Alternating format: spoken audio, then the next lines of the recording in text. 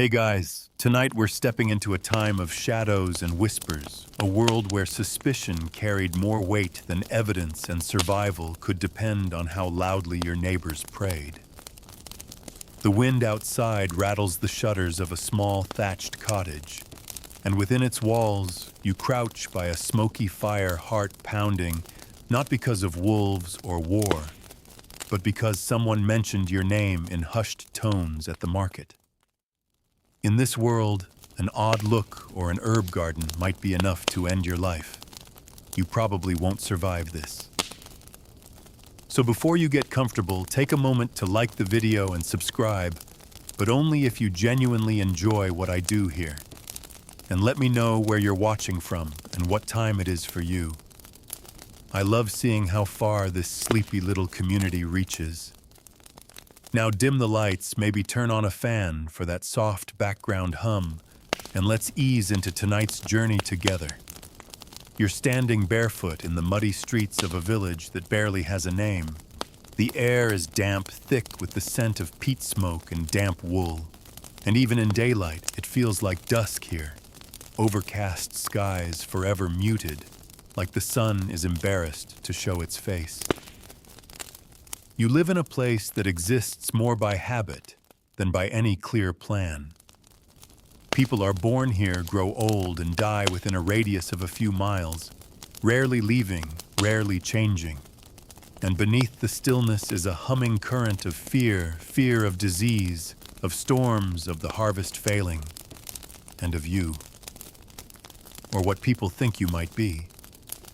You're a woman in your mid-40s. That already puts you under quiet scrutiny. You've outlived 2 husbands, one lost to fever, the other to war. You have no children. That's odd. Suspicious even. You live alone near the edge of the woods where the trees whisper and the moss grows thick and soft beneath your steps.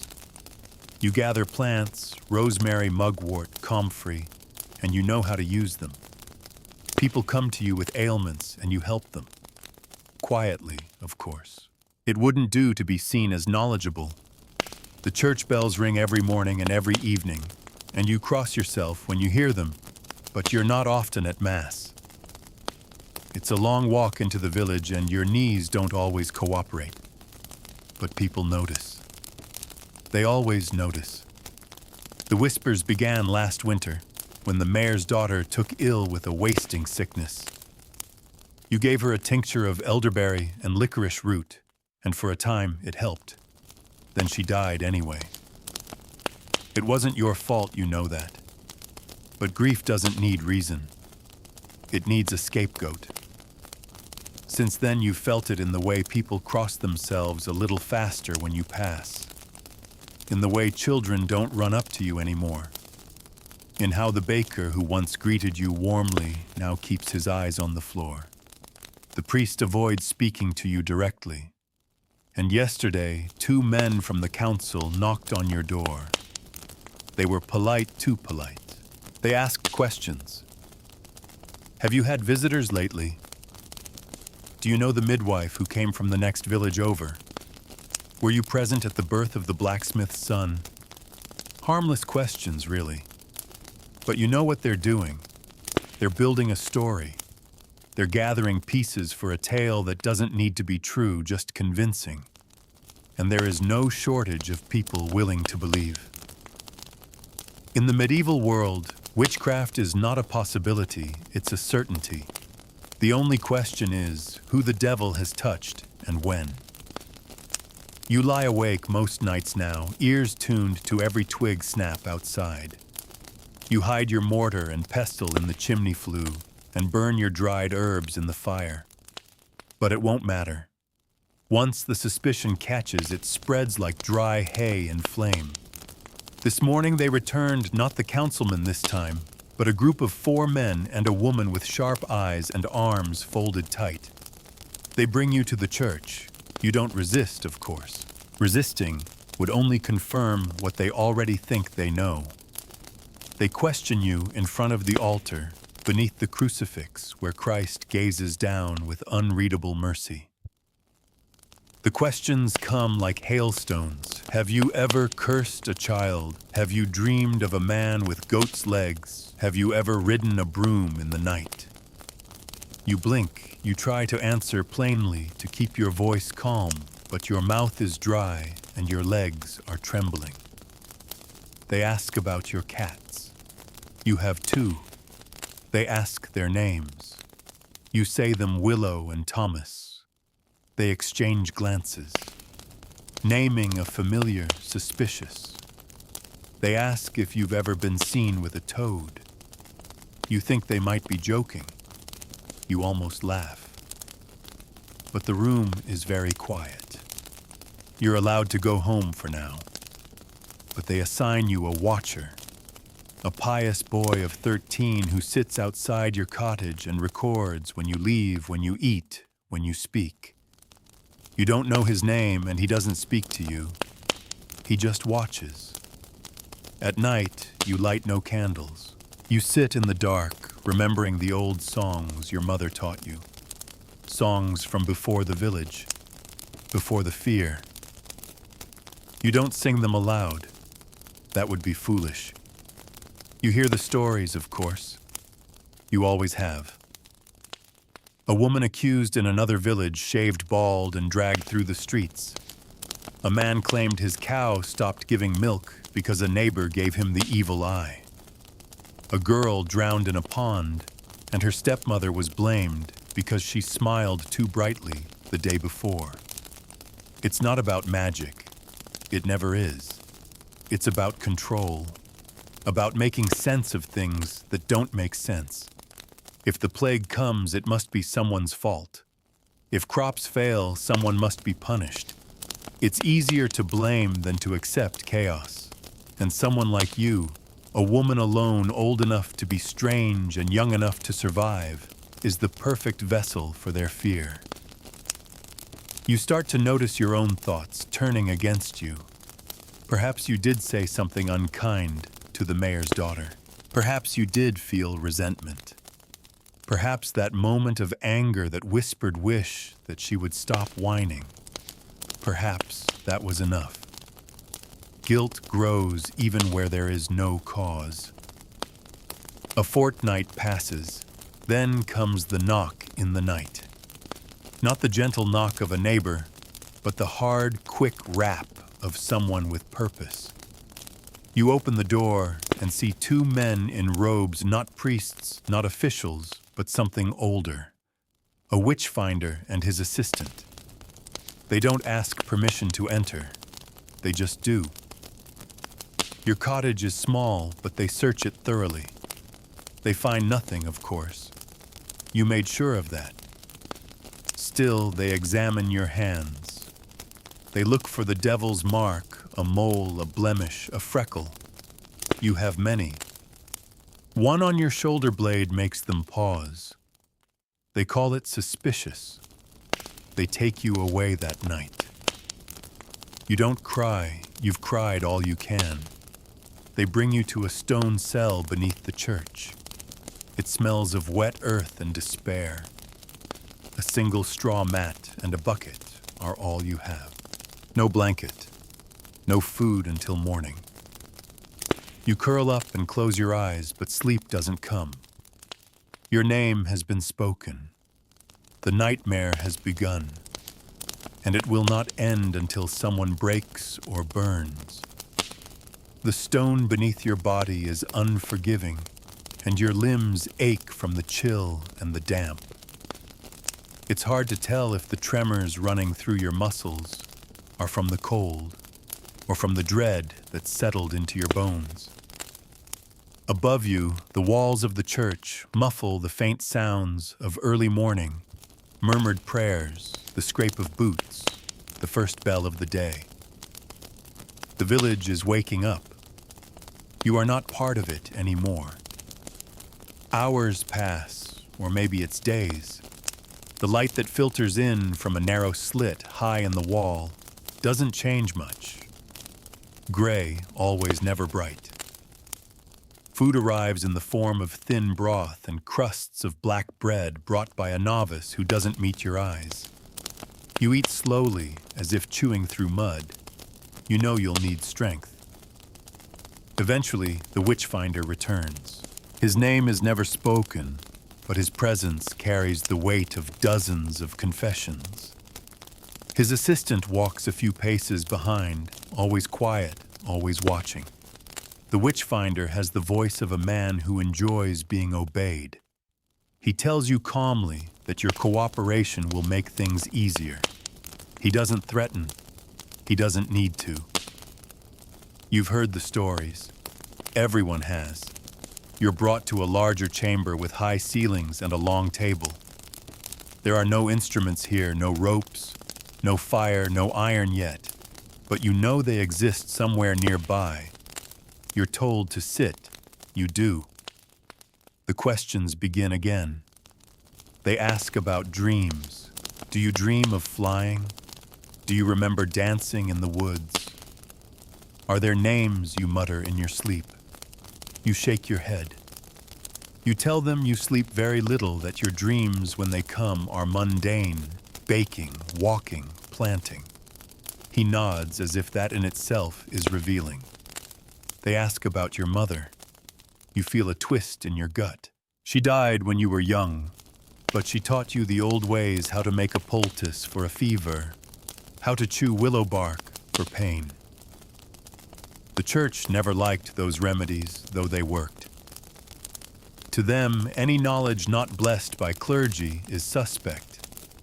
You mention her name and the witchfinder tilts his head. He repeats it slowly, like a curse. He says she was whispered about in her time, that he's heard her name before. Your blood goes cold. They call it guilt by legacy. They call it the inheritance of sin. You try to stay calm, to answer plainly. You speak carefully, never too quickly, never with emotion. But your voice cracks when they bring up the girl who died, the mayor's daughter. They claim her spirit has not rested. They say the priest saw her ghost in a dream pointing toward your cottage. You know it's absurd, but they say it with such certainty that you almost start to believe it. They send you back to the cell. This time they let you bring a blanket, a luxury, or a test.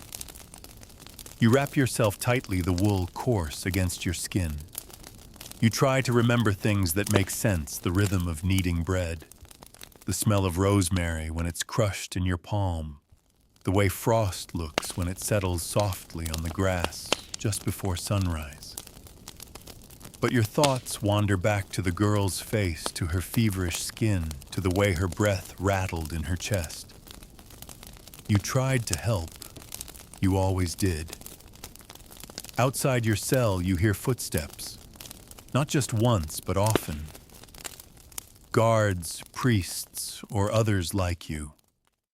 It's hard to know. You begin to realize that this isn't a trial. It's a process. And like most processes, it needs no proof, only momentum. The following day, or what you think is the following day, the assistant comes alone. He's young, maybe 20, and his eyes are sunken from too many late nights. He doesn't speak until you do. You ask for water. He nods and brings it carefully, as if expecting you to throw it at him. You don't. He lingers. Then finally he asks, "Why do they say you're a witch?" The question is so simple, so childlike in its sincerity, that you almost laugh. But your voice is a whisper when you reply, "Because someone had to be." He studies you.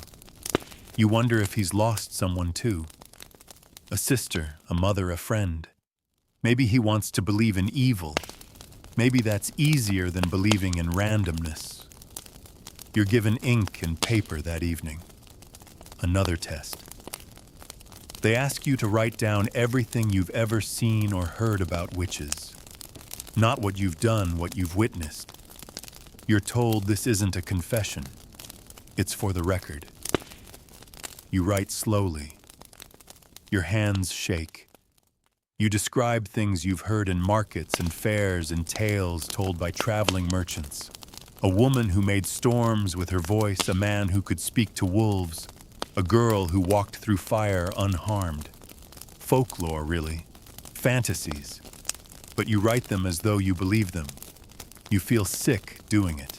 They take your pages and do not return. When the witch finder visits again, he brings another document, your own words, copied and marked. He points to passages and asks if you've seen these things firsthand. You shake your head. He asks why you wrote them.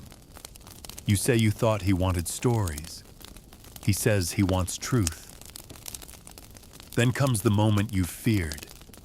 They take you not to the cell, not to the table, but to a narrow room with stone walls darkened by soot and water. A brazier burns in the corner. Iron tools hang neatly on the wall. You try not to show fear. It doesn't matter. They don't begin with violence. They begin with silence. You're left alone, seated on a bench, staring at the tools. A pulley in the ceiling. Thumb screws. A heavy wooden frame with ropes and gears. The silence stretches until it becomes unbearable. You almost welcome the sound of footsteps. When they return, they bind your hands. Not tightly yet. The witch finder says there are two ways forward: confession or denial. Denial prolongs pain. Confession ends it quickly. You don't reply. They test your body for the mark again. They scrape your skin and watch for blood. A spot behind your knee bleeds less than they expect. They call it the devil's teat. You bite your lip so hard it tastes of copper. That night, they let you return to the cell, but the implication is clear. This was only a beginning. You start to notice the strangeness of time. Your thoughts stretch like melted wax. Days blend. You try to mark them by meals, but they are irregular. Some mornings bring porridge, some nothing. You talk to yourself now quietly, softly, to remember your voice. The assistant comes again. He doesn't speak this time. He leaves bread and stands there watching. You ask him if anyone has stood up for you. He hesitates, then says, "Your neighbor, the old man with the limp, he said you once healed his dog." You feel warmth, then fear. You hope they don't punish him for it. One morning you wake with the realization that you've forgotten the names of flowers. You can see their shapes in your mind, soft petals, curling leaves, but the words escape you. That frightens you more than the pain did. The witchfinder returns. He tells you a confession has come in. A woman, a young one, says you taught her to curse a rival. You've never seen this woman. But he reads her testimony like scripture. Every word sounds polished, rehearsed. It doesn't matter. They believe her, or say they do. Your trial is scheduled. You're told it will be public. You're told it will be fair. You know better. The word trial suggests fairness, a chance to speak, a moment to explain. But in this place, in this time, the trial is not about truth. It is about form, ceremony, the illusion of righteousness wrapped in the authority of robes and scripture. You understand this now, even before the bells ring. They bring you from your cell at dawn. Your legs are stiff and your joints ache, but you walk, slowly, deliberately. There are people gathered already, villagers, council members, children clutching their mothers' skirts, and even strangers who must have traveled to witness the spectacle. Everyone loves a villain, especially when that villain is a woman who once lived on the edge of the wood and knew how to make headaches vanish. You are led through the nave of the church. You've passed through these arches before in better days, during feast days or baptisms, but now they feel unfamiliar, foreign. The air is heavy with incense and judgment. The altar is no longer a place of salvation. It's a stage. The presiding magistrate is a man from another town, supposedly impartial, supposedly wise. He has cold eyes and a trimmed beard, and his fingers are stained with ink. He does not look at you as a person. You are already a case to him, a problem to resolve. They begin with prayers invoking divine guidance. The villagers murmur along, but their eyes keep drifting back to you. You sit on a bench, hands bound lightly in your lap, and you do not look at them. You look at the beams above, at the cobwebs swaying softly, and you try to pretend you're somewhere else. Witnesses are called. First, the mayor, still hollow-eyed from grief, speaks of his daughter's illness. He doesn't accuse you outright, but he doesn't have to. He speaks of how she felt better after your tincture, and then worse. The implication hangs in the air like smoke. The audience nods. The next witness is a farmer's wife. She claims her cow stopped producing milk after you passed by her gate and muttered something under your breath. You try to remember the moment. Perhaps you were tired. Perhaps you were thinking of something else. Or perhaps it never happened. It doesn't matter now. They bring in the young woman who accused you of teaching her spells. She is pale and trembling, no older than 16. Her eyes avoid yours. She speaks softly of gatherings in the woods, of whispered invocations of talismans. You want to scream that it's a lie, but you don't. You keep your mouth closed. Dignity is all you have left. A few people come to your defense. The old man with the limp, his voice shaking, tells the court you once mended his leg when no one else would. A mother says you helped bring her baby into the world safely, but their words carry less weight. Good deeds are remembered briefly. Accusations echo longer. Then it's your turn. You're brought to the center of the chamber and asked to respond. Your voice is hoarse but steady. You say you have never harmed anyone, never conjured, never invoked spirits. You speak of herbs and healing, of superstition and misunderstanding. The magistrate listens, nods once, and asks if you can recite the Lord's Prayer. You begin, "Our Father who art in heaven." The room leans in. "Hallowed be thy name." A few heads tilt. "Thy kingdom come, thy will be done." Your voice falters. You skip a line. You know the words. Of course you do. But in this moment, with so many eyes on you, your mouth goes dry. You stammer. You repeat yourself. A low murmur spreads across the pews. The magistrate raises a hand. You fall silent. They confer behind the altar.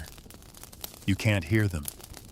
You stare ahead at the stained glass window, at the image of Saint Michael defeating the devil. You wonder what it feels like to be protected. The verdict is not read immediately. There is another ritual, a final examination, the last test. You are taken to the village square the next day, not to be punished yet, but to be judged by the elements. They say water cannot lie. If you are innocent, the water will accept you. If guilty, it will reject you. They call it the trial by ordeal. You stand at the edge of the mill pond. A crowd surrounds you. The same faces from the church, only now they are under the open sky, the smell of damp earth and reeds rising around you. You're stripped to your shift arms bound. Ropes are tied around your waist to pull you back in if necessary. They lower you into the water. It is cold. So cold your breath vanishes. You do not scream. You sink. For a moment the world is quiet. Just the muffled sound of bubbles of moving silt of your own heartbeat. Then they pull you up. Gasps, cries. You floated. That is all they need. The logic is cruel. The innocent sink because water, a pure element, accepts them. The guilty float because the water, knowing their sin, refuses them. You floated, therefore guilty. They wrap you in a rough wool cloak. You're shivering violently now, not just from the cold. The magistrate announces the findings formally. The people nod satisfied. Some look away. A few children whisper behind their hands. You are taken back to the cell. The verdict is pronounced guilty of witchcraft and consorting with the devil. The punishment is not declared aloud. Everyone already knows it. Burning. Not immediately. There are more days. Paperwork, approvals, process. But it will happen. You lie on the stone floor and trace cracks with your finger. You think of rain falling on your garden. You think of birdsong. You think of silence. You begin to plan your death, not in fear, but in detail. You think about what you will wear, what you will say, whether you will scream, whether you will sing. You remember an old lullaby and hum it softly. The assistant returns one more time. He says nothing. He kneels beside you and places something in your hand. A sprig of lavender, dried, brittle, but still fragrant. You close your fingers around it and nod. He says, "I'm sorry," and leaves. You are alone again. And the pyre waits. The days stretch long now, suspended between your sentence and its fulfillment. There is no more questioning, no more visitors. The trial has passed, the judgment made, and the air around you feels thick with finality. Outside your cell, the village resumes its rhythms. Children still play. Bread is still baked. But you are no longer a part of that world. You've become a story told around the hearth. At night, you dream not of fire but of water. Cool, silent water surrounding you, lifting you gently, bearing your weight like a forgotten promise. In your dream, no one watches. No one pulls you back up. You float forever in peace, the murmur of the pond, like a lullaby. In waking hours, your mind begins to drift. The edges of your memory blur. You try to remember names, the name of the blacksmith's first son, the old miller's wife, the midwife who passed through 2 summers ago. Sometimes they come to you, sometimes not. You fear that you are slipping away before the fire ever reaches you. Then one afternoon, the witchfinder appears again, not in the dark confines of your cell or the questioning room, but in the corridor backlit by the gray light filtering through the high windows. He does not enter. He simply watches. You meet his eyes. He looks tired. Not remorseful, not kind, but worn. As though the machinery of this ritual grinds him down too, even as he turns its wheels. He says nothing. And then he is gone. Later, a priest visits you. Not the local one, he never had the courage, but a younger man sent from a nearby monastery. He sits on the stone bench and folds his hands in his lap. He introduces himself gently as Father Adalric and offers you confession. You consider this. The old fear of heresy makes you hesitate. But you are past fear now, past guilt. You tell him everything about your mother's teachings, your herbs, your prayers that weren't in Latin. You tell him about the girl you tried to save, the herbs that should have worked. You speak in a quiet monotone, as though recounting a tale not your own. Father Adalric listens. He doesn't interrupt. When you fall silent, he asks no questions. He only says, "The Lord sees the heart," not only the words. It is the kindest thing anyone has said to you in weeks. He returns again the next morning, brings you a bowl of warm milk sweetened with honey. You sip it slowly, grateful. He reads psalms aloud. You listen with half-closed eyes, letting the rhythm of the words blur into something soft and far away. On the third day, he brings paper and ink. He suggests you write anything you wish, your story, your thoughts, a letter. He promises he will deliver it. You write a letter to no one in particular, perhaps to the wind, or to whatever eyes might one day stumble across it. You begin with your name. You haven't spoken it aloud in weeks. It looks strange on the page, the letters bending slightly under your trembling hand. You write about your home, the moss on the stones, the ivy along the eaves, the warmth of your little hearth when the sun set early in winter. You write about the village children who once gathered at your feet for stories, about the smiles that disappeared when the whispers began. You do not write about the fire. You do not give it space on the page. Father Adalric reads it silently. Then he folds it and places it in the sleeve of his robe. That evening, you're given clean garments, simple linen, but soft and free of the damp that soaked your skin for days. Your hair is combed, your hands washed. It feels like preparation for burial, not execution. The villagers gather before dawn the next day. You hear the bustle from your cell boots on cobblestone, hushed murmurs, a child crying, the creak of a cart being rolled into place. There is a rhythm to these things, as though the village has done it before. And it has. Not often, but enough. You are led out beneath a gray and cloud-heavy sky. The air smells of rain that hasn't yet arrived. A scaffold has been built in the clearing just beyond the churchyard. The pyre is already stacked. Fresh wood, bone dry. It will burn quickly. The crowd is silent as you pass. You glance sideways and see familiar faces, some you once helped, some who avoided your eyes for weeks. Now they stare openly as if to memorize your face before it vanishes. The assistant is there, standing near the edge of the square. He looks down when your gaze finds him. You climb the steps without stumbling. Your legs are surprisingly steady. At the top, 2 men tie your wrists loosely to the post. You almost don't notice.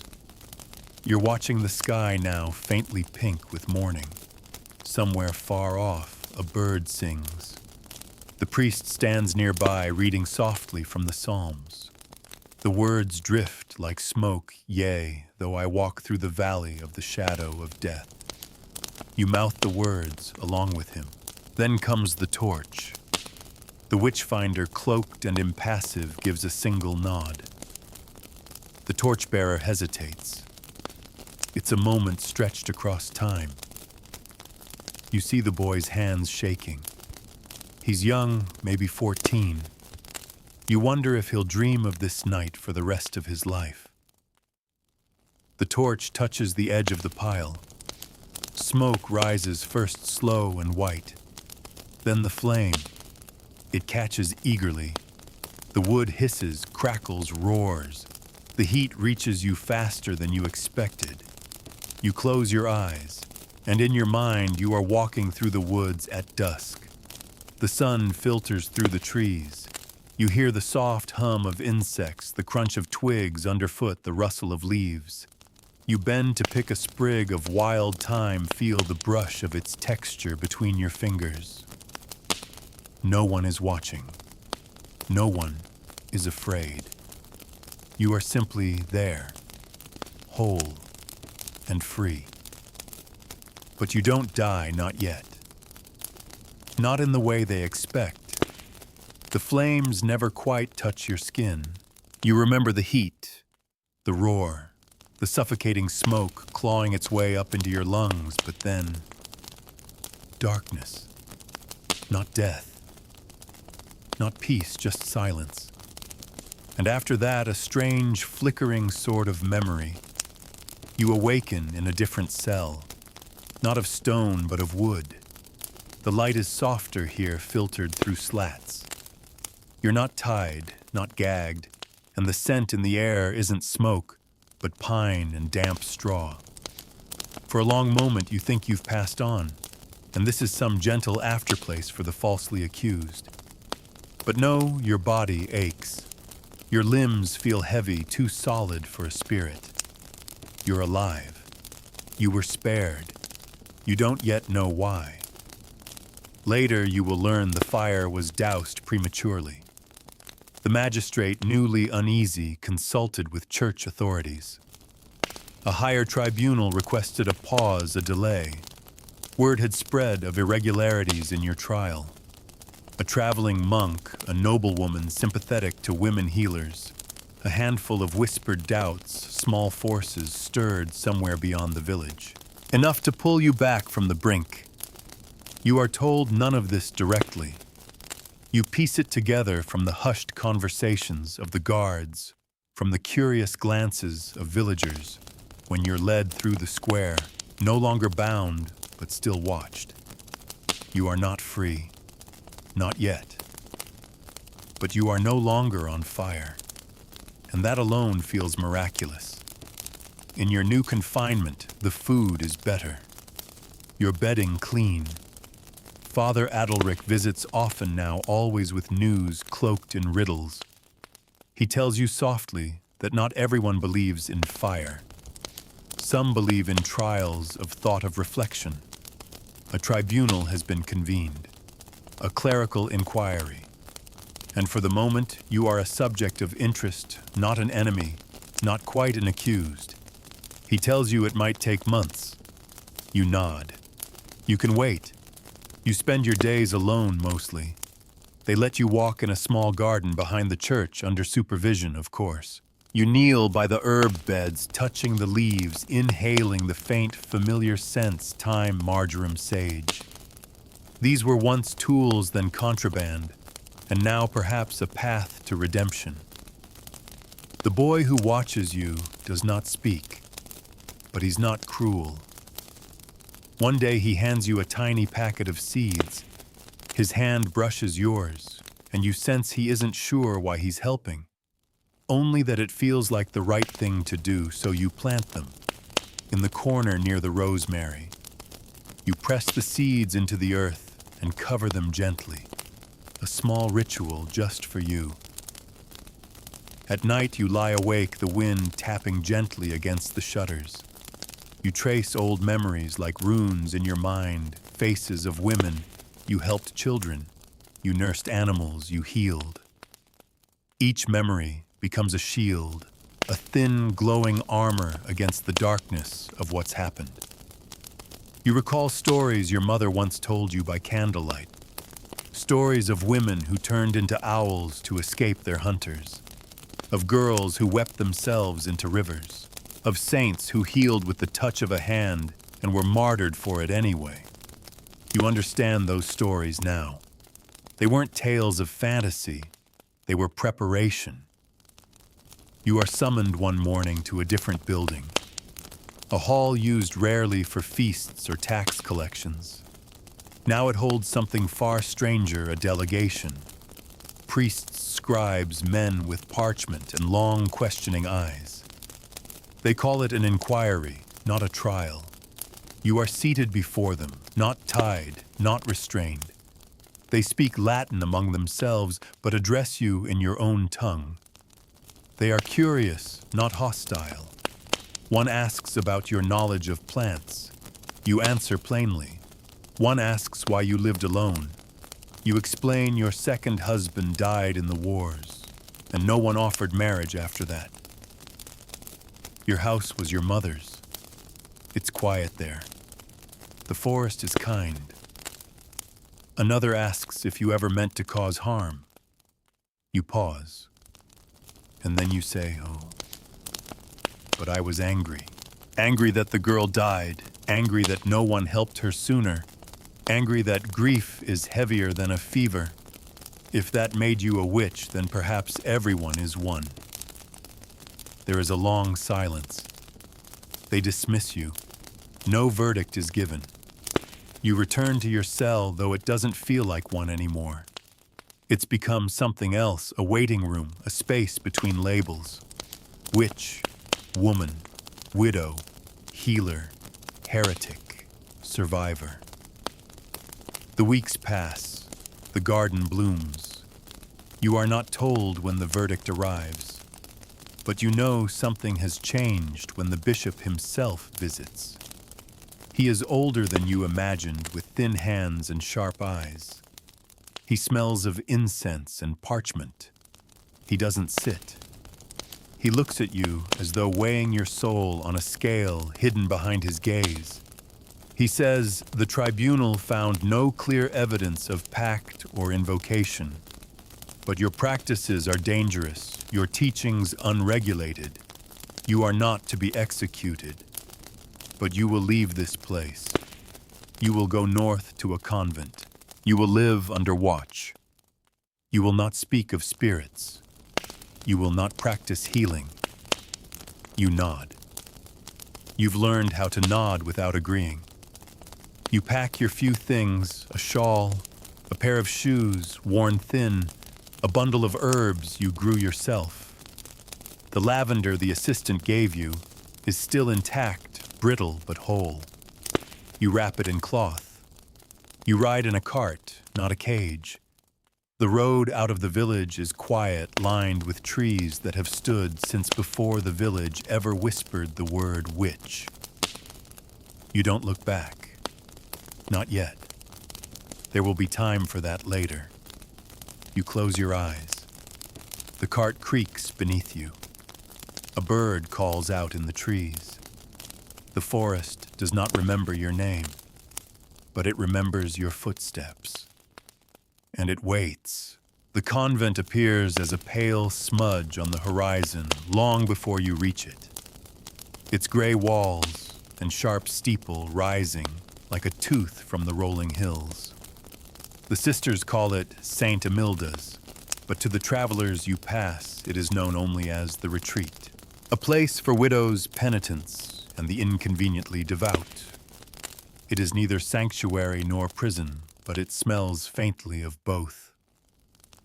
You arrive in the late afternoon, your legs stiff from the ride, your fingers still curled around the bundle of herbs in your lap. A nun with soft eyes and firm hands meets you at the gate. She does not smile, but she doesn't look away either. She asks your name, not the one the villagers hissed with accusation, but the one your mother whispered into your hair when you were small. You give it. She leads you through a narrow courtyard, its flagstones lined with old moss. The walls here are close but not suffocating. You are shown to a small room, bare but clean, a cot, a basin, a window the size of your hand. The wind hums against the shutters in a voice not unlike the one outside your old cottage. You sleep deeply that first night. No dreams, no flames, just darkness and the smell of old linen. In the morning you are given a plain robe, a wooden comb, and instructions. You will rise before the sun. You will join the sisters for prayers, meals, and silence. Your tasks will vary. Gardening, cleaning, tending the sick. You are not required to take vows. Not yet. Perhaps never. The abbess says this slowly, watching your eyes for resistance. You give her none. There are others here like you. Quiet women with careful steps and hollowed eyes. Some are truly nuns. Others are like you, placed here not chosen.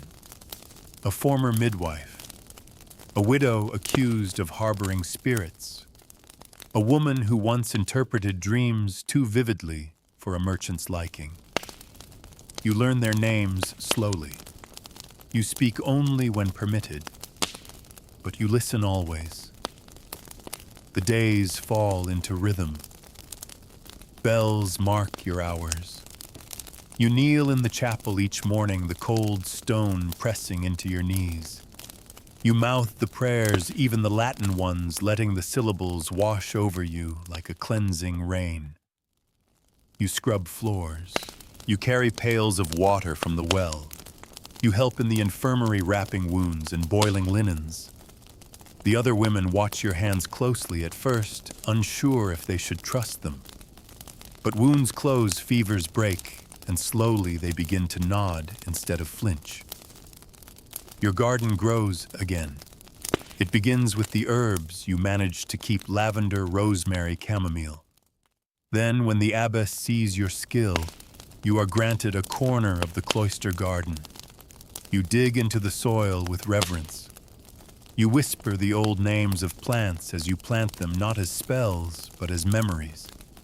One day the abbess passes by while you are weeding. She does not stop, but she says without looking, "Your hands are steadier than your reputation." You take it as a compliment. The seasons change. You mark them by the shifts in birdsong and the color of the leaves outside your window. Winter arrives soft and gray. The nuns knit together in the evenings, their fingers looping yarn into patterns older than scripture. You join them clumsy at first, then competent. You knit quietly, eyes on your lap, and speak only if spoken to. Your reputation here becomes one of discipline, of solitude, a model of quiet reform. But inside you remain unchanged. You do not forget the flames. You do not forget the pond, or the church, or the whisper of your name in the mouths of frightened people. Sometimes late at night, you remember the child who accused you. You wonder what she thinks now, if she remembers your face, if she sleeps well. Sometimes you press your hand against the cold glass of your window and imagine your old home. Whether the ivy still climbs the walls, whether someone else lives there now. But you do not write. You do not ask. That chapter has closed. Spring returns, and with it change. A new novice arrives. She is young, barely 17, and full of questions no one wants to answer. Her name is Elise. She lingers near you during chores, watches you in the garden, asks about the uses of mint, the properties of comfrey. You answer in clipped sentences, at first. Then gradually, you begin to explain more. She listens with the hunger of someone who needs knowledge, not for curiosity, but for survival. One afternoon, she brings you a small bird with a broken wing. She found it near the chapel steps. You examine it gently, wrap it in cloth, place it in a basket near the hearth. You speak to it softly. Elise watches every movement. She says nothing, but the next day she brings you a sprig of valerian. No one notices. Or if they do, they say nothing. The bird recovers. You release it at dawn. Elise is there beside you, eyes wide. She does not clap, does not smile. She simply watches it fly away, her lips parted like she too might take flight. You think about warning her, about the danger of being seen, of standing out. But you don't. You know now that no warning can prepare someone. Not really. Instead, you tell her about the lavender sprigs your mother would dry on the rafters, about the way elderberries need to be boiled to lose their bitterness, about how mugwort thrives in disturbed soil. You teach quietly, as your mother did, in whispers, in gestures, in careful, slow phrases. It's not a rebellion. Not yet. But it is something else. Something dangerous. something necessary. And as the herbs grow tall in the sun, and Elise's questions grow bolder, you begin to understand that your story did not end on the pyre. It only transformed, like roots in winter waiting. The convent walls, once confining, begin to feel porous. Life here follows its rhythms, bells for prayers, bells for meals, bells for sleep. But in between the tolls of bronze and duty, you find little moments that belong only to you. A warm patch of sun in the garden, a moment of silence before matins when the wind rustles the apple trees, the soft scrape of your knife slicing fresh yarrow for drying. These are your new spells. Quiet, unspoken ones. Elise is growing into herself. At first, she mimicked your movements, unsure and cautious. Now she moves with more confidence, brushing soil from her hands with a practiced snap, labeling dried roots with neat looping letters. She's careful in public, always using the Latin names, always staying just within the bounds of church-sanctioned knowledge. But in the evenings, when it's just the two of you, near the still warm hearth, she asks about the other names. The ones whispered across centuries, motherwort, devil's beat, blood's eye. You tell her sometimes reluctantly, sometimes with reverence. She reminds you of yourself before suspicion turned every kindness into a crime, before healing became heresy. Not everyone in the convent watches with disapproval. A few of the older sisters nod quietly as they pass you in the herb beds. One sister, Magdalene, once took your hand without a word after you soothed her aching knees with a salve. Another left a folded scrap of parchment beneath your bowl at supper with the word "thank you" written in charcoal. Even the abbess seems to tolerate your presence now. She never praises, but she also never scolds. You think she understands more than she says, but not everyone is content. A new priest arrives in late spring, sent from the bishopric for a seasonal retreat. Young, educated, and eager to make his mark. His name is Father Everard. He has smooth hands and sharp words, and he watches the women as though the convent is a room full of broken clocks he's been tasked with repairing. He notices you quickly. Not because you make noise, on the contrary, it's your quiet that unsettles him. He sees Elise trailing after you, listens to her questions about root properties, watches her kneel in the herb garden instead of the chapel. He speaks to you on a Sunday after Vespers, pulls you aside near the cloister archway. His tone is smooth, but his eyes are already judging. He asks about your background, your education, your origins, your affiliations. You answer politely, but briefly. He probes further, quoting scripture about Eve and temptation, about women who stray too far from obedience. You smile mildly and mention the book of Tobit, where a woman banishes demons with the smoke of a fish's heart. He does not smile back. After that, he begins to preach differently. His sermons become sharper, peppered with warnings about false healers and those who cloak pride in the name of piety. He never names you directly. He doesn't have to. Elise avoids his gaze. The other sisters sit stiffly during services. You find yourself walking earlier in the day before sunrise, while the dew still clings to the grass and the convent is quiet. The sky at that hour is soft, the world less rigid. In those moments, you feel untethered from the scrutiny. You gather morning herbs with silent reverence, breathing in the sharp, green perfume of new growth. It's during one of these walks that you discover the small graveyard tucked behind the chapel. Old headstones lean at odd angles, half sunk in the soil, names worn to near nothing by centuries of weather. No one speaks of it, but you begin to visit. You tidy it. pull weeds. Leave sprigs of sage on the older stones. It becomes your secret chapel, a sanctuary without surveillance. Elise finds you there one evening. You're kneeling, brushing moss from a stone when she appears beside you with a hesitant look. She says, "He's watching me too." You nod. She adds, "He thinks I'm too curious." You place your hand gently on her wrist. Curiosity isn't a sin, you say, but fear of it can become one. That night you write a list, not of herbs or rituals, but of stories, names of women you knew, places, things you remember before the trial, before the convent.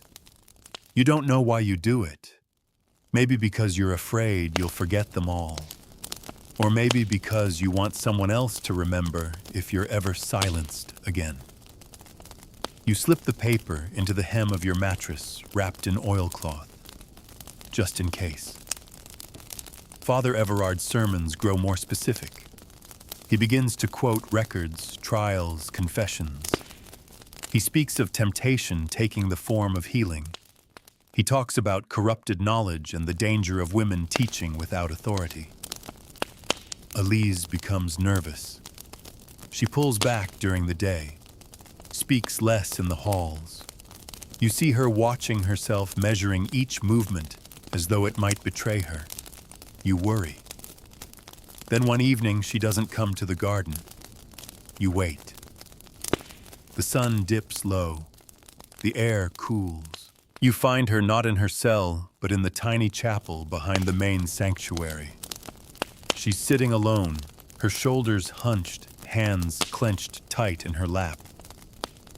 You sit beside her in silence. Eventually she says, "He asked me to inform on you." Your stomach twists. You ask, "Did you?" She looks at you with wide, frightened eyes. "No." I told him I didn't know anything.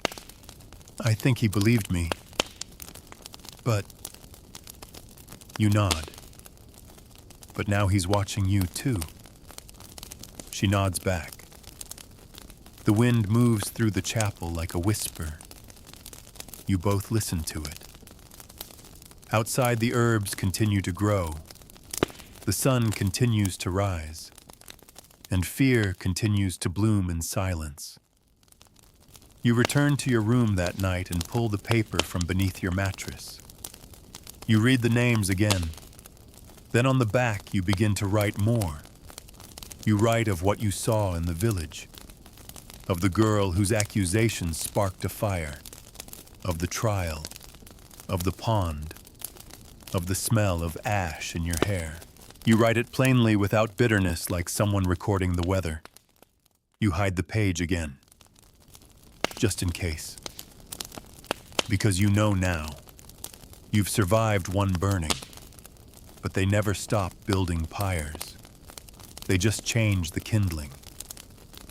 The summer deepens, pressing against the convent walls with heat thick as wool. The stone floors no longer hold a chill, and even the early hours are warm. The garden swells with life, herbs grow tall, and unruly bees hum between blossoms, and the rosemary spreads like wildfire across the edges of its bed. You prune quietly, keeping your hands busy, your eyes low. Elise speaks less now, but she listens more. Her silence has shape tight, watchful, thoughtful. She walks with care. Even her footsteps seem measured. You see your old self in her just before everything cracked. That small, hidden tension in the chest. The constant awareness of your own shadow. Father Everard begins visiting the garden. Not often, just enough to make his presence known. He never touches the plants. He stands near the rosemary hands, folded eyes, following your movements. He speaks rarely, but when he does, it's always a question. Why do you favor lavender? What does rue treat? Do you believe these things have power? The questions are bait wrapped in civility. You answer without emotion. Lavender calms. Rue eases swelling. They are tools, not magic. He nods as though accepting this, but you know he's counting words, measuring cadence, looking for the tremor that will tell him you're lying. One morning you find your dried bundles disturbed. Not destroyed, just rearranged. Some of the labels have been turned upside down. A few sprigs are missing. The other sisters say nothing, but you see the way they glance toward the chapel, the way their prayers have grown longer. Whispers begin again. Familiar phrases. She knows too much. She's always alone. She taught the girl.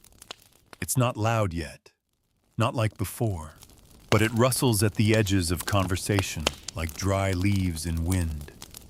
One night, unable to sleep, you walk the halls barefoot. The stones are warm from the day's sun. You stop at the chapel door, drawn by a faint flicker of candlelight. Inside, Father Everard is praying. Elise is with him. She is kneeling. He is standing over her. You don't interrupt. You retreat before they see you. But you don't sleep that night. The next day, Elise's hands tremble as she pours water into the garden pail. She doesn't speak. You don't ask. By the week's end, she avoids the garden altogether. You send her a folded scrap of linen with a single leaf of yarrow wrapped inside. You tuck it into her chamber door with no note. It disappears by morning. Nothing is said. You begin to watch him. Not just his movements, but his patterns when he walks the garden, how long he lingers near the scriptorium, which sisters he engages, which ones he avoids. You track him like you once tracked signs of fever symptoms first, then cause, and you start writing again. Every night. You record what you saw, what you suspect, his words, his tone, your fears. Not because you think anyone will read it now, but because you've learned that silence is dangerous and memory is fragile. If you're taken again, questioned, confined, these words may be all that's left of truth. You hide your pages in a hollow. You carved behind the garden wall, behind a stone loosened with time. Wrapped in waxed cloth, tied with twine, not a spell, a record, a warning. One day the abbess calls you to her chamber. She offers you wine, a rare gesture. She pours 2 cups, sits across from you, in the high-backed wooden chair, with the carved saints on its spine. She doesn't smile. She says there are concerns. You say nothing. She continues. The priest believes you are gathering influence, that your knowledge may be taken as something else. You meet her eyes. Is that what you believe? She doesn't answer. She sips her wine. After a long silence, she says, "Do you remember what I told you when you came here?" You nod. You said I was to speak little and be watched. She leans forward. And yet, you've become essential to this house. You don't know whether to thank her or apologize. She finishes her cup, sets it down with deliberate care. Be careful, she says. This place has few enemies but many eyes. You bow your head. Not out of submission, but out of understanding. That night you find Elise in the graveyard, sitting among the leaning stones, arms wrapped around her knees. She doesn't look up. You sit beside her. Eventually she whispers, "He asked me if I saw you working at night." You don't move. She continues, "I told him no, that you rest early, that I barely see you at all." You nod slowly. She says, "It was a lie." You smile faintly. "I know." She turns to you, eyes shining. He said the devil's work is hidden in gardens and quiet hands. You reply, the devil's work is rarely that quiet. She laughs just once, and it's the first time in weeks. But it's bitter short. The wind picks up, brushing over the stones over your shoulders, whispering between the trees. You think about the fire again. You don't want to burn. But more than that, you don't want her to. The next morning, you go to the abbess. You request reassignment. You offer to move to the outer hospice where the sick and dying are tended, where the nuns go to spend their last years in solitude. It's not exile, but it's distance, safety. The abbess doesn't ask why. She only nods. 2 days later, you're moved. The hospice is quieter, further from the chapel. The bells sound like whispers here. You tend to the dying. You hold hands slick with sweat, close eyes that have seen too much wipe foreheads with lavender cloth. And every night before sleep, you write one more page. The stories are no longer about you. They're about others. What you've seen. What you fear will happen again. You're not trying to be remembered. You're trying to make sure someone survives. Just one girl. Just one garden. Just one page that isn't burned. The hospice stands at the edge of the convent grounds, like an afterthought, part of the estate, but rarely mentioned, rarely visited. It's older than the main building, its walls rounded with age, the mortar worn soft and pitted by centuries of wind and weather. It smells of tallow candles and old linen, the lingering presence of those who've passed through it. Here, death is no longer feared. It is expected. It is treated with quiet, practiced reverence. Your new room is narrow, the ceiling low. There's a single arched window that looks west toward the tree line beyond the convent wall. Every evening, the sky flames orange, then fades to blue, then bruises purple before disappearing altogether. In those hours, time feels different, less like a series of measured bells, more like breath, rising, falling. You tend to the sick now, not like you once did, not with roots and teas and the rituals of hearth wisdom, but with cloth and prayer and silence. The sisters here are older, slower, gentler. They ask no questions. They do not press. Their faith is the kind that whispers, not one that shouts. You feel safer here, though you know safety is never permanent. Elise writes to you. She doesn't sign her name, doesn't use flourishes or greetings.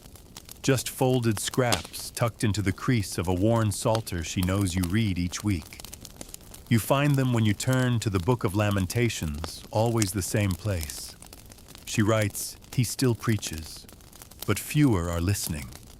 Another week, the abbess gave me charge of the garden. I pruned the rosemary. It's thriving. Later I found your notes. Not all of them, only the ones you left in the tool shed. I'm keeping them safe. I've copied them twice. One is hidden in the scriptorium. You burn each letter after reading, but the words stay with you, stitched like embroidery into the fabric of your thoughts. There is still danger, but there is also a future. You begin to feel your age in your bones. The long walks tire you. Kneeling leaves your joints aching, but your mind remains clear, your hands steady. You write every night, pages and pages, stories, testimonies, not just your own, but of others. The midwife turned away by her village, the girl who bled for months before you found her and brewed a tea from crushed nettles. The widow who dreamed of stars and was called unnatural. You write for them all. In the mornings, you help wash the dying. The sisters do not ask how you know where to press your fingers to ease the passing. They see that you do. That is enough. One day a traveler arrives. A monk, not young, carrying a satchel of letters and a tired smile. He's welcomed, given bread and a place to rest. You meet him at supper, seated across the table, his robes dusty from the road. He watches you quietly, not with suspicion, but curiosity.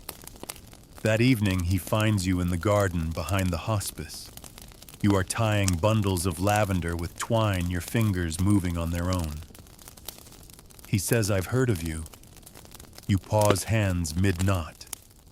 He adds, "They speak of a woman who was burned but did not burn, who was buried but did not die." You shake your head, faintly amused. Stories grow like ivy, fast and wild. He nods, but they climb for a reason. You ask where he comes from. He tells you a monastery near the borderlands where scholars copy texts too old to name and pilgrims rest when the roads are cruel. He says he's gathering tales, accounts of women like you. He doesn't call them witches. He calls them knowers. You don't ask how he found you. He doesn't say. But he pulls from his satchel a scrap of parchment, your handwriting. One of your first notes. One you thought lost. He says it reached us. Your chest tightens. Not from fear, from something stranger, hope. You sit together until the moon rises. He tells you of others, of a healer near the coast who speaks 7 tongues of a woman in the mountains, who shapes charms from river stones of nuns who practice old midwifery in secret and speak of stars as signs, not sins. You listen, you do not speak, but inside something stirs that has been still for a long time. Before he leaves, he hands you a small codex bound in leather pages, hand-cut, marked with symbols older than Latin. He says, "Add to it if you wish." You take it. That night, you do not write your usual letter. Instead, you open the codex. You write a name on the first empty page, Elise. Under it, you write what she has learned, what she knows, what she remembers. Then your own name. Not the one given by the tribunal, not the one recorded in the bishop's ledgers, but the one your mother whispered when she laid rosemary in your crib. You keep the book hidden, not out of fear, but out of care. It is no longer about survival. It is about preservation, about testimony, about truth outlasting flames.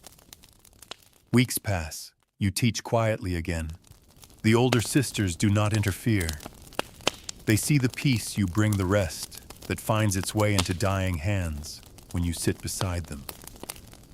One sister, nearly blind, takes your hand one day and says, "You've never feared death, have you?" You think for a moment, then answer, "Only the kind that comes without reason." She nods. "Then you'll live a long time." The summer begins to fade. The days shorten. Your fingers ache more now. But your mind is filled with words, and your heart holds a small, steady fire, not the kind that burns, but the kind that warms. You are not forgotten. You are not alone.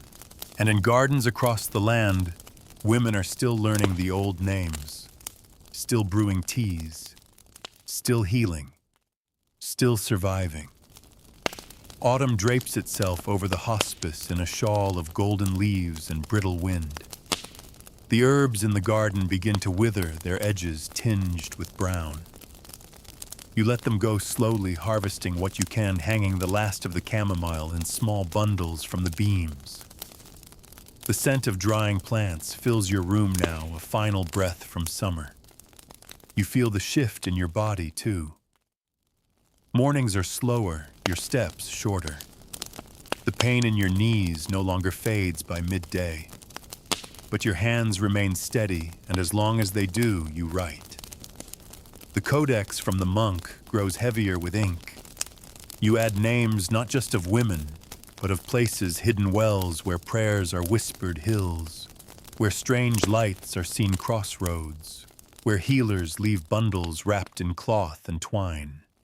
You mark them in code symbols only you and others like you might understand.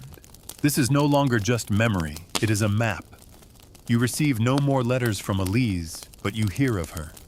Once in passing, one of the younger sisters mentions that a girl in the main convent has been placed in charge of copying medical texts. Very clever, she says, though she asks too many questions. You smile. The abbess remembers. She protects in her own quiet way. More travelers arrive with the shortening days. Pilgrims headed south for winter refuge. A wandering tinker with a broken foot you wrap in wool soaked in comfrey. A grieving widow who speaks to no one but cries at night into your shoulder. You hold her until the sobbing fades. These acts, once suspicious, are now just yours. No one here calls them witchcraft. They call them kindness. Father Everard does not come to the hospice. He remains at the main convent, locked in his sermons and his ledgers. You hear he rarely speaks of the woman anymore. Perhaps he has turned his attention elsewhere, or perhaps he fears the silence you've wrapped around yourself like armor.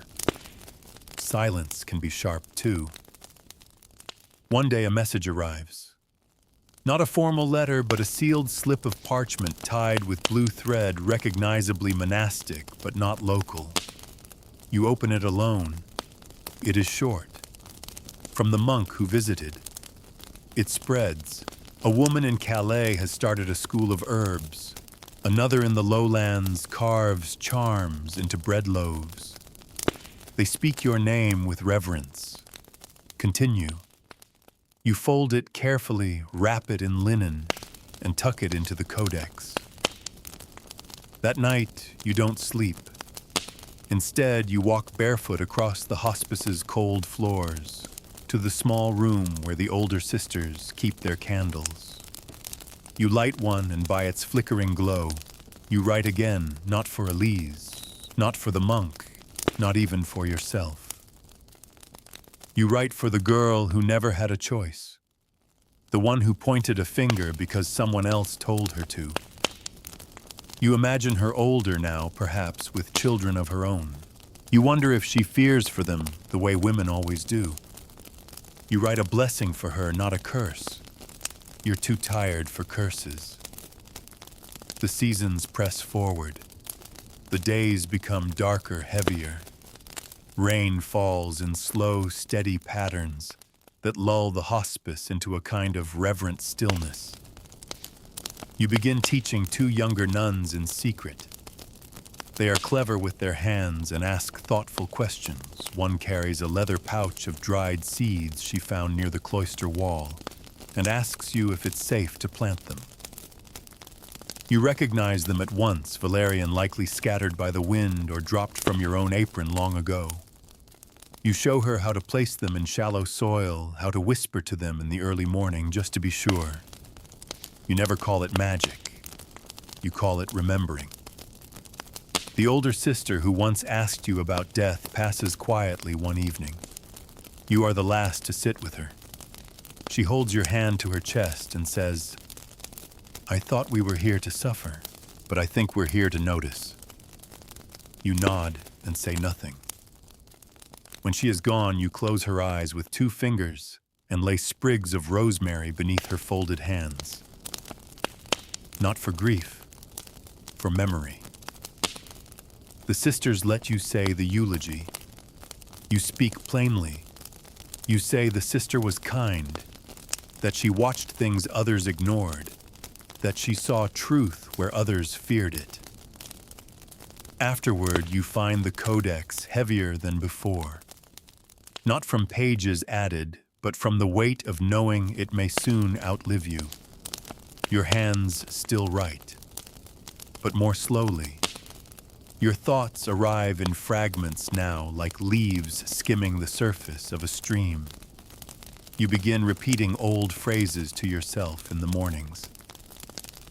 Touchstone prayers, half-spoken songs. You fear forgetting more than you fear death. So you write instructions. How to dry mint. How to test for fever with the back of a hand. How to know the difference between a dream and a warning. How to sit in silence and still hear the truth. One of the young sisters copies them into a small book of her own. You say nothing, but you watch the care she takes with her letters. You think, this is how it lives on. You walk less now. You sleep more. The fire in your room is kept lit through the night. Some mornings you feel the edge of something pressing close, something vast, like an ocean you've never seen just beyond the door. But it doesn't frighten you. You've lived beyond fear. You've lived through fire. And now your words are seeds. Your silence is shelter. And your story, once nearly extinguished, is being spoken again in other tongues, in other gardens, across other quiet rooms where women watch the world and survive it. The frost comes earlier than expected.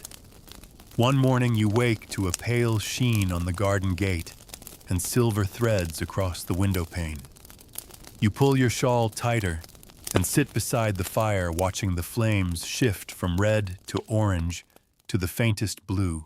Your bones feel heavier in the cold, but your hands still move, still remember. You haven't written for several days.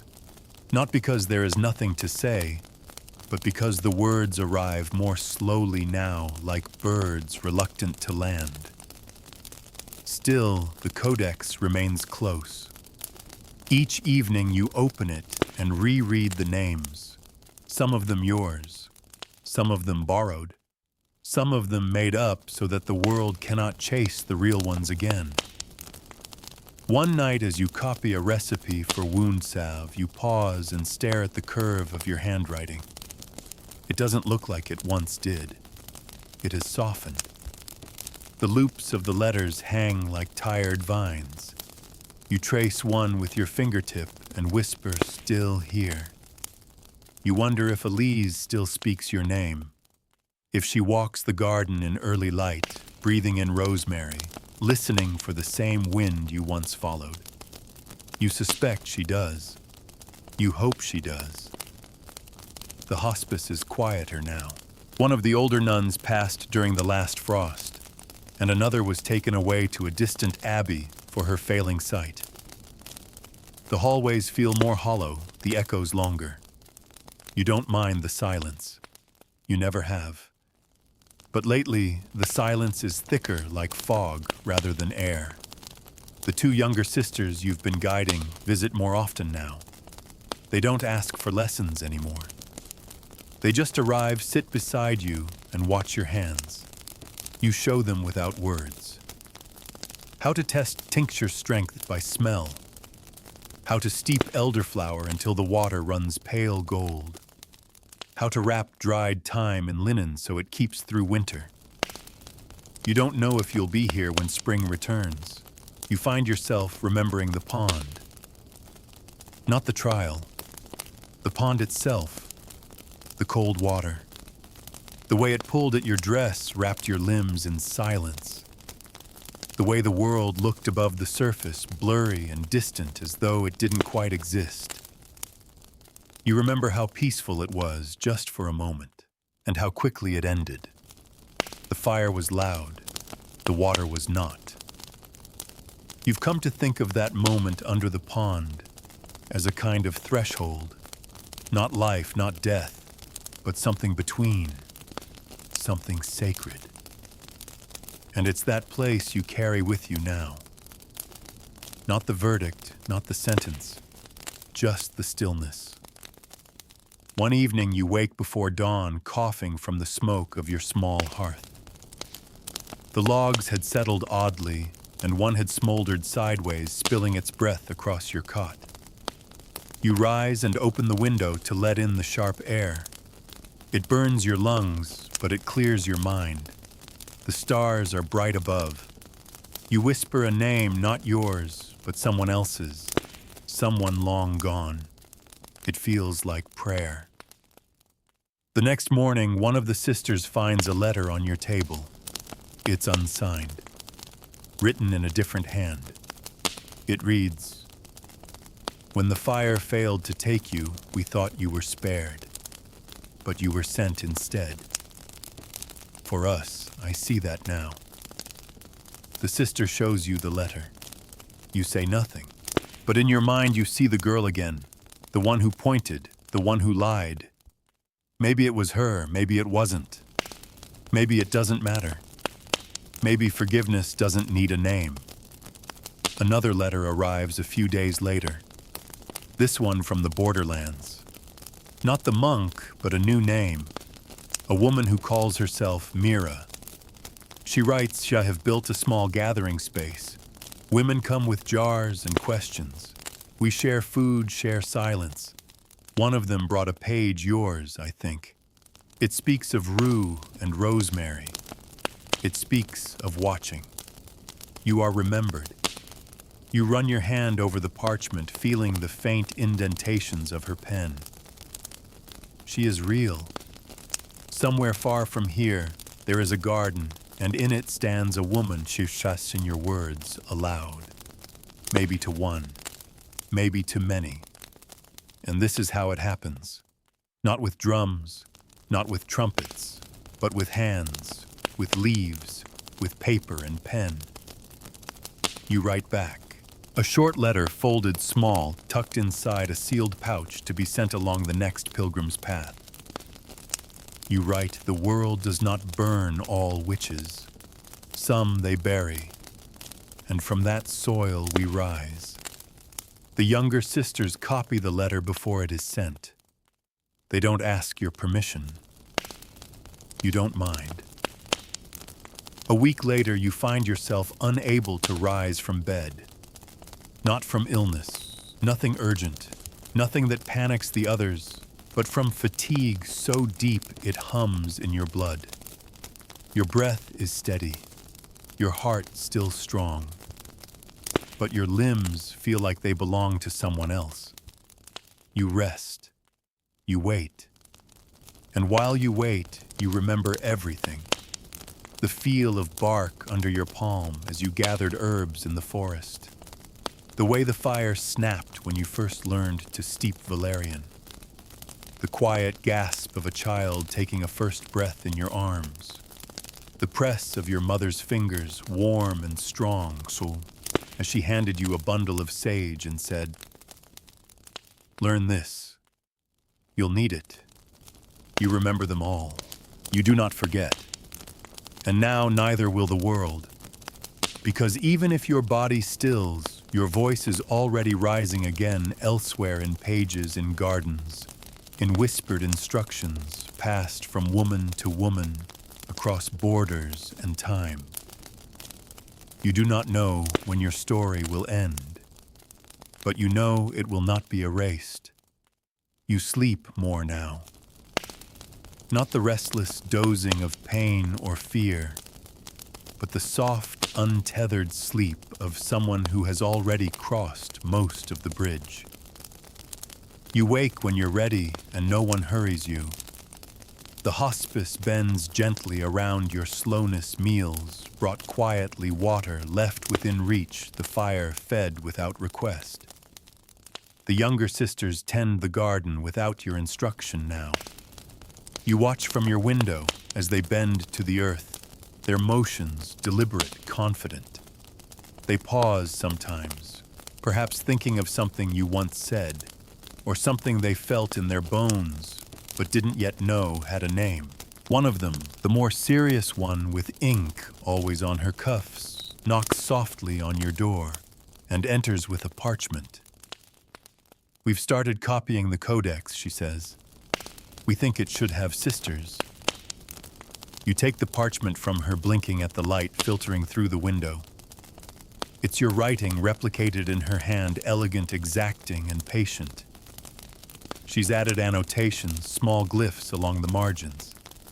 Her own thoughts, her own voice. You smile faintly. "Good, you say. It was never meant to be only mine." She stays a moment longer, hesitating in the doorway. "Do you want company?" she asks, unsure if it's intrusion or kindness. You nod. She pulls up a stool beside your bed and takes out her small sewing work. You sit in companionable silence for a while, the soft sound of thread passing through cloth soothing in its rhythm. Later that day, a pilgrim arrives from the coast. Dusty, thin, weather-beaten, but sharp-eyed and alert. He's brought word from the school in Calais, a gathering that now numbers more than 30. Some are herbalists. Others are women who learned in kitchens and forests and want to reclaim what they were once told to forget. They have begun transcribing more than just the recipes they're writing, stories collecting testimony from others, names, places, dreams. He carries a copy of your codex bound in leather like the original, but with threads dyed red and blue. You run your fingers over its cover, feeling every stitch like a pulse. You hand it back with care. "Keep going," you whisper. He bows slightly, not with deference, but with solidarity. Then he leaves as quietly as he came. You sense the end of something nearing, not with dread, with clarity. The sisters speak more gently around you now. Their footsteps soften. The abbess herself visits once, leaving a vial of pressed rose oil beside your bed.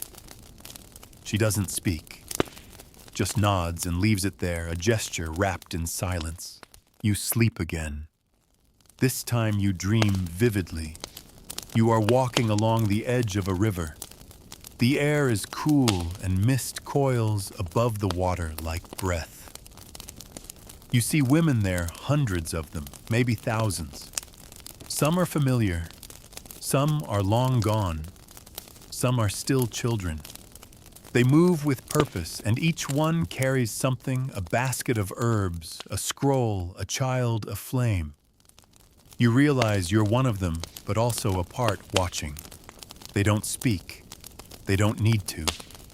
You walk alongside them until the river curves and disappears into the forest. You stop. They continue. When you wake, your room is lit by the faint glow of dawn. The birds haven't yet begun to sing, and the air is still. You shift your body slowly, feeling every inch of it. Heavy, but still yours. You pick up your pen and write again. It's not a story or a remedy this time, just a line. Let the seeds fall where they may. Some will take. That's enough. You fold the page and place it inside the codex. Later, a novice comes to collect your dishes and finds you sleeping. She tiptoes out, not wanting to wake you. She doesn't notice the page, but one of the younger sisters does. She takes it carefully, copies it into her own journal, and slides the original back between the codex's covers. Your breathing slows. The wind outside shifts. Somewhere in the garden, a cluster of rue blooms for the last time this season. No one planted it there, but it grows all the same. And miles away across the sea, a woman presses your name into damp earth as she plants rosemary beside her door. She does not know your face, but she knows your story, and that is enough. The weather turns sharper, wind biting at the stones of the hospice walls, slipping through cracks no mortar can truly keep out. The sisters begin wearing extra layers beneath their robes, fingers red from morning tasks, breath visible in the corridors. The fires are lit earlier. Meals are heartier. Silence stretches longer. You remain in your room now, rising only when your strength allows. You sit by the window wrapped in blankets, your shawl worn thin, but still faintly scented with sage and smoke. From here, you can just see the edge of the garden, where the last of the dried stalks lean toward the earth, bowing in the wind. The codex lies beside you, always within reach. You do not write as often, but your mind is no less active. Instead, you begin to dictate. The two sisters you trained alternate shifts, one sitting with parchment in her lap, while the other tends to hospice tasks. You speak slowly, carefully. Some days your voice is strong, others barely more than a whisper. But they listen. They always listen. You tell them things not yet written, rituals passed from grandmother to mother to daughter, cures learned through trial and error. Small things: where to place nettle to discourage swelling, how to fold linen to cradle a fevered brow, when to harvest poppy seeds and when to leave them alone. You tell them about fear, about how it moves in shadows, about how it wears robes and smiles and speaks in parables. You tell them not to let fear be louder than truth. They write it all down. Sometimes you see doubt in their faces, not of you, but of the world beyond these walls. You see them wondering how much of this knowledge can survive outside the silence of the hospice. You don't tell them it won't be easy. You just keep speaking. One day you wake to the sound of hushed voices outside your door. You don't catch every word, but you hear fragments, the bishop letter, suspicious writings. Your blood chills. Later, the abbess visits. She enters alone, closes the door behind her, and folds her hands in front of her. You wait. She says, "There are questions." Again. You nod. "Of course there are." She looks toward the window, then back to you. "I will answer them, as I did before." You meet her gaze. "You can still burn me, you know," you say softly. She sighs. "No, they can't. Not now, not with what's begun." You blink, unsure what she means, but she continues. "There are more of you. I've read the letters. I've seen the copies." She steps forward and places a small book on your table. It's not yours, not quite. A translation, a simplified version of your teachings. The handwriting is unfamiliar. They think this is harmless, a curiosity, a collection of customs. You pick it up. It smells of ink and new parchment.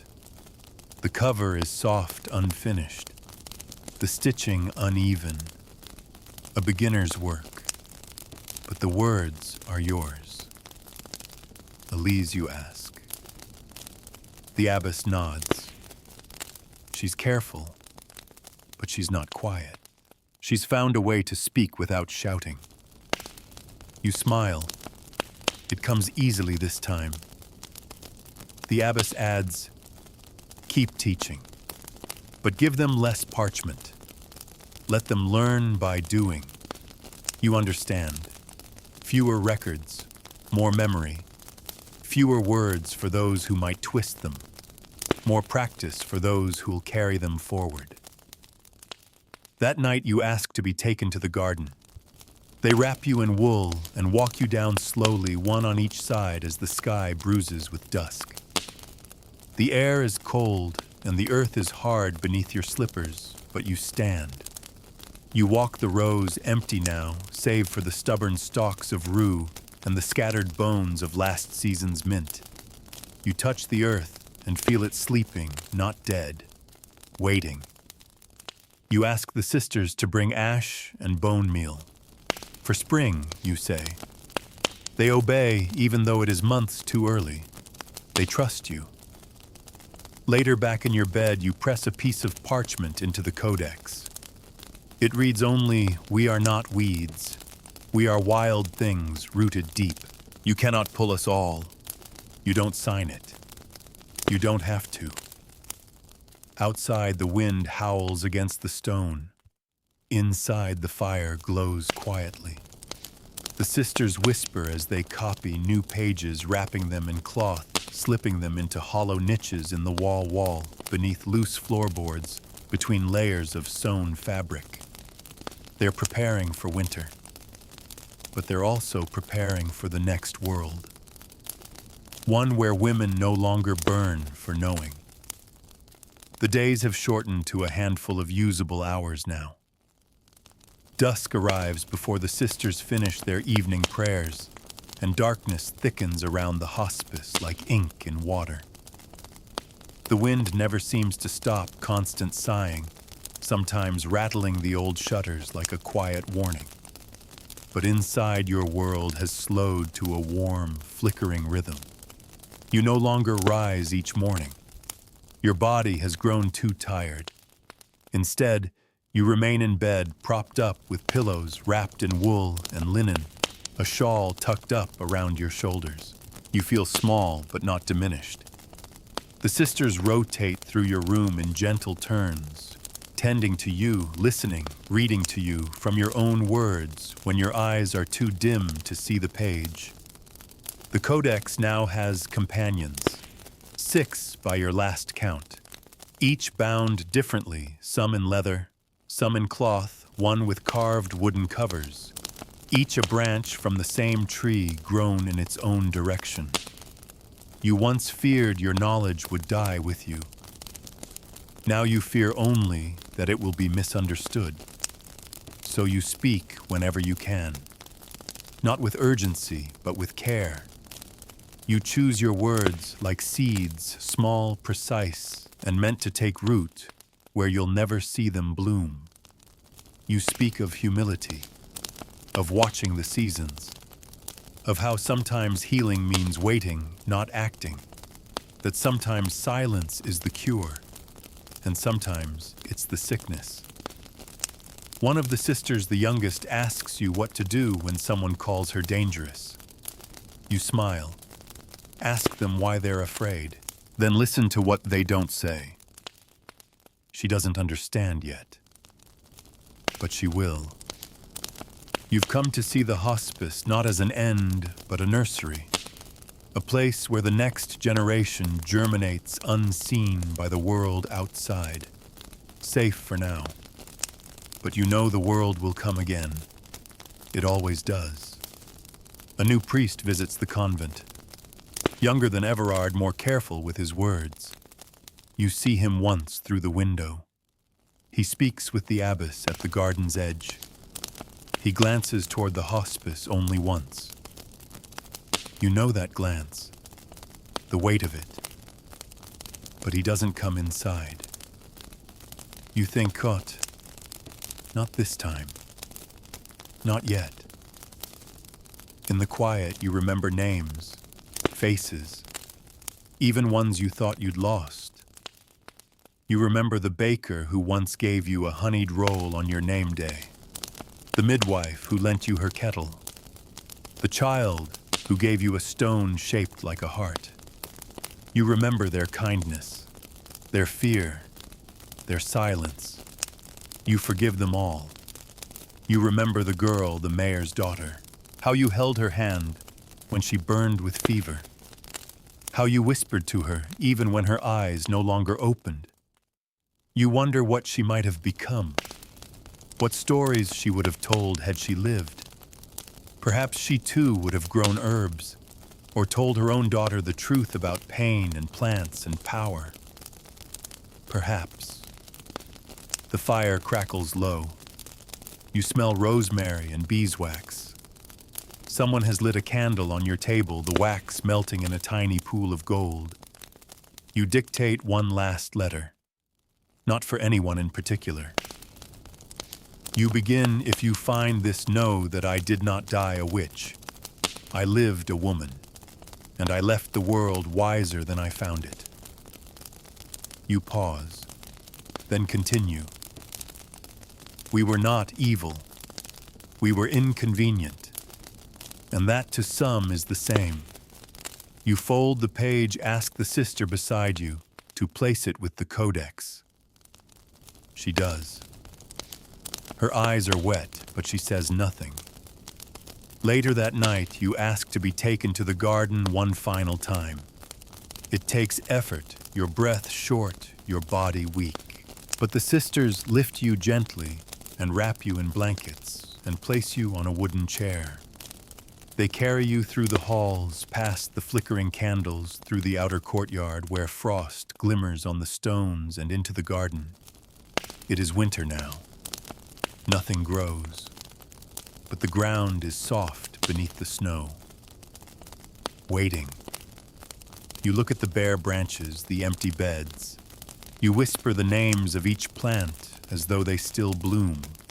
You remember them all. You close your eyes and breathe in the cold.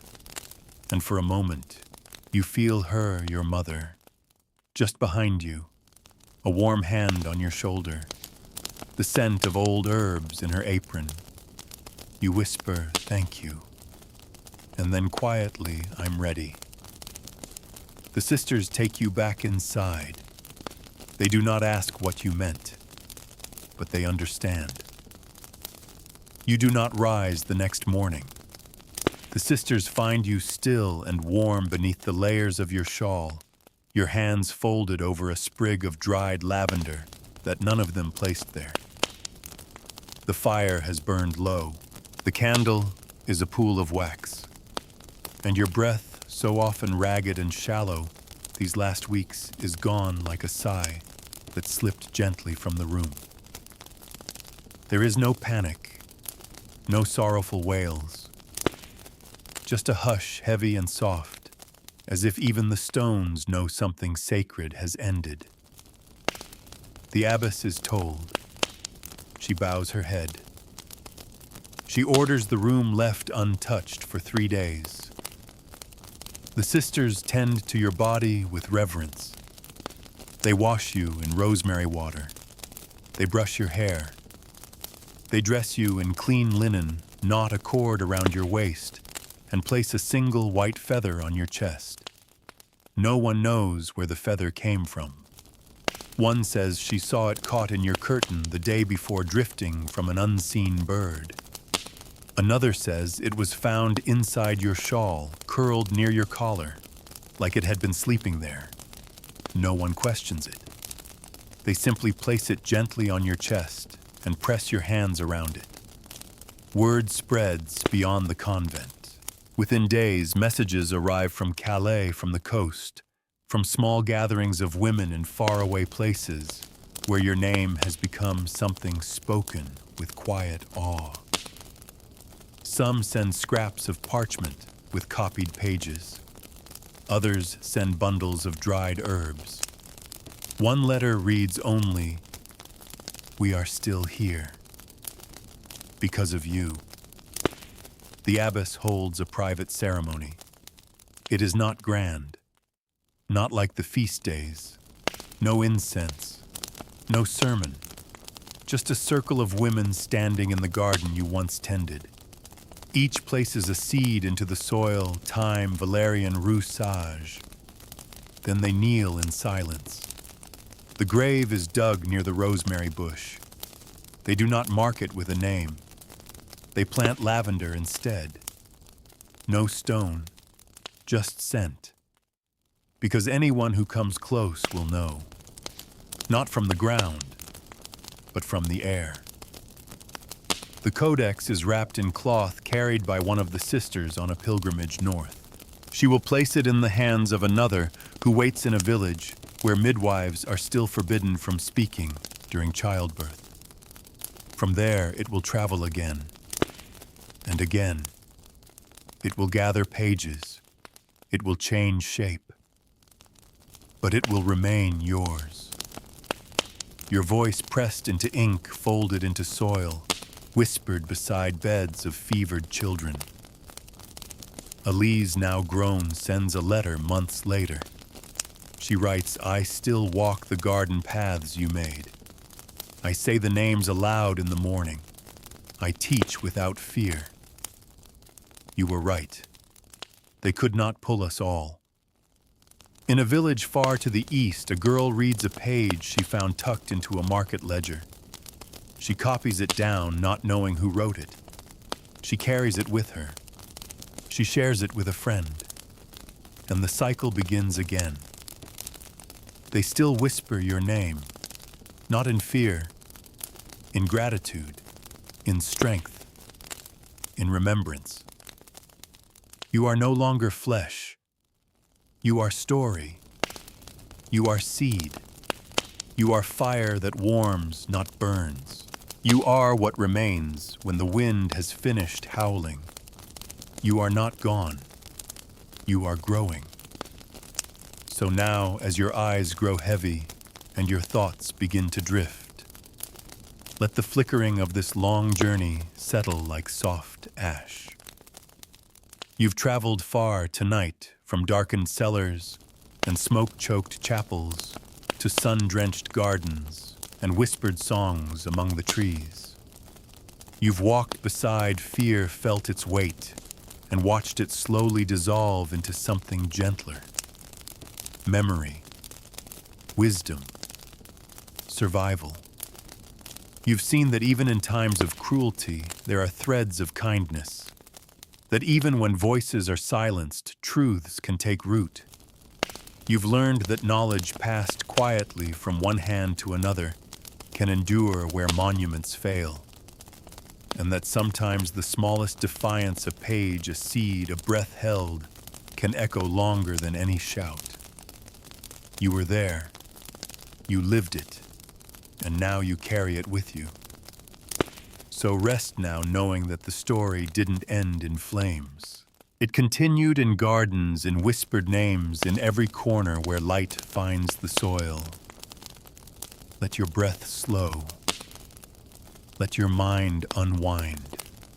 Let your thoughts grow as quiet as the frost settling gently on old stones. Because even in sleep, even in dreams, you are part of a lineage that no fire could erase, and your place in it is already written.